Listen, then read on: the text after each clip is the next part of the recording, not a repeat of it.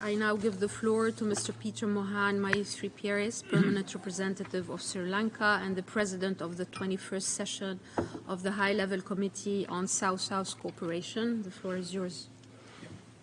Thank you, Director Dima, for giving me the floor. Your Excellency, Dennis Francis, the President of the General Assembly, the Ambassador Gerardo, who's my colleague here, who chairs the G77 today, Mr. Eichensteiner, Administrator, Rabab Fatima, my one-time colleague, and we have lost her to the UN, and Mr. Lee Junhua, the Undersecretary for Economic Affairs. I was perusing the papers, and I was really wondering as to what I should try and portray this evening. And I thought that I was required to canvass for South-South cooperation.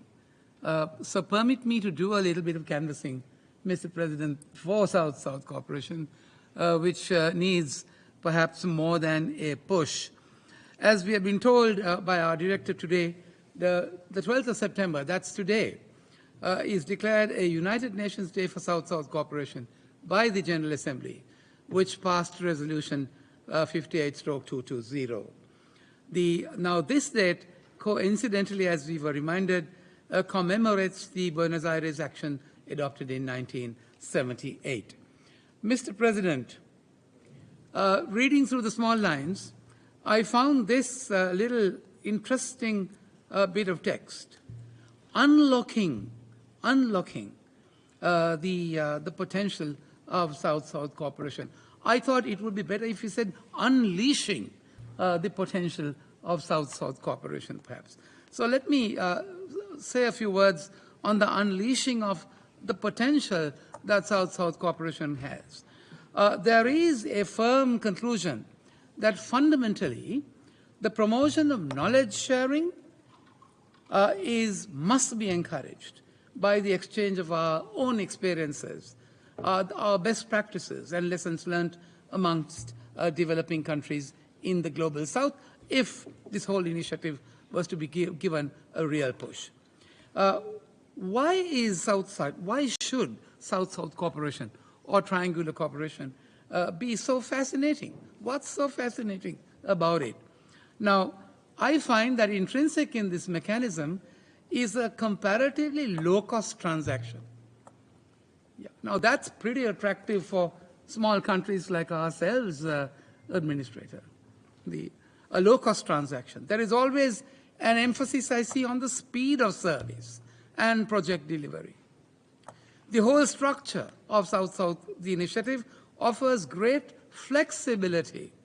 Yeah. There's a little room for leverage to push, pull, shove, and so on and so forth. And importantly, it encourages the use of national systems. Now, that's very important for us, not to be left behind. Capacity and demand-driven approaches whilst offering complementarity of the strength of those systems. Now, my dear friends, importantly again, the mechanism appears to promote sharing the relevant solutions between partners with common problems, with comparable circumstances. In other words, we are all similarly circumstanced, vulnerable to the many post-COVID forces that are operating on us.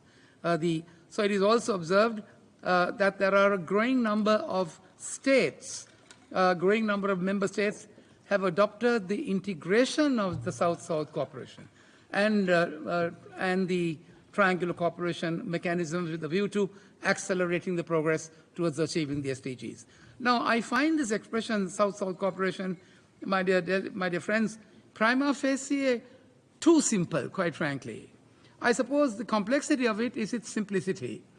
Be that as it may, it is imperative that we endeavor to appreciate that the core activity of South-South cooperation, and that is in the nature of the partnership that is pursued between two or more developing countries through common national capacity development objectives. Providing, what does it provide? An exchange of knowledge, an exchange of skills, an exchange of resources, technical know-how, and bilaterally regional and interregional actions. Now, triangular cooperation, I don't need to explain it to you. It is a mechanism structured upon nothing but trust, I believe, and which needs to synthesize, which does synthesize and is required to synthesize multiple resources and capacities of the requesting developing countries in its quest to achieving the SDGs. Now, you might ask me the question, what are the ways through which this can be done? Well, it appears that one needs fundamentally, as I said, to develop strong partnerships between countries and of the Global South as they need to address common challenges that would facilitate achieving the SDGs. Now, some of the well-known methods of promoting partnerships, of course, is to encourage the creation of networks, establish joint initiatives, promote technology transfer, capacity building. It is therefore imperative, I say, that, of course, all this can be done if there's money. We need financial support, right, for this purpose. Now, we must therefore enhance financial resources, which is not going to come easily, and technical assistance to support the initiatives by increasing funding mechanisms such as the trust funds. I think we need to make the trust funds more robust and which can be accessed much easily. Establish dedicated funds, and by encouraging global financing institutions to provide specific, focused support. You will appreciate, my dear friends, that the availability of finances alone will not suffice. This must be accompanied with an enhanced technology transfer between countries in the Global South, enabling us to address development challenges more effectively. Now, this undoubtedly requires a creation of platforms for technology and sharing, technical assistance, and promote innovation. Mr. Chairman, Mr. President, it is said that the achievement of the 2030 agenda will depend on the performance of the SDGs of achieving it in the Asia-Pacific region.